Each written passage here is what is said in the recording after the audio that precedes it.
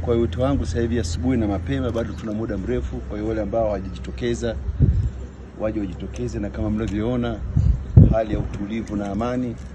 Kwa hiyo wasihofu, kama mnavyoona manispaa yetu imetulia, mkoa wetu umetulia, wananchi umetulia. Ni vizuri kabisa. Naona sasa hivi tumepiga kwa utulivu, kwa amani, mapokeo mazuri.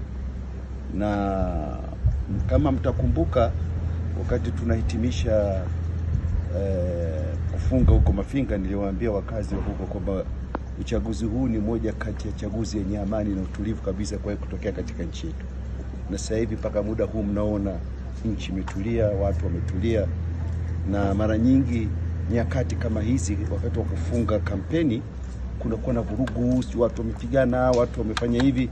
Lakini kwa mara ya kwanza katika historia ya nchi yetu, kwanza takia azisho mfumo wa miaka mingi, uchaguzi wenye utulivu mkubwa ambaye haijapata kutokea katika historia ya nchi yetu. Ninyi wote mashahidi, hamjasikia kuna mtu kafa, kuna mtu kapigwa. Uchaguzi umeenda kwa amani na utulivu kabisa. Kwa hiyo kwa uwezo wake Mwenyezi Mungu mpaka jioni shaisha zoezi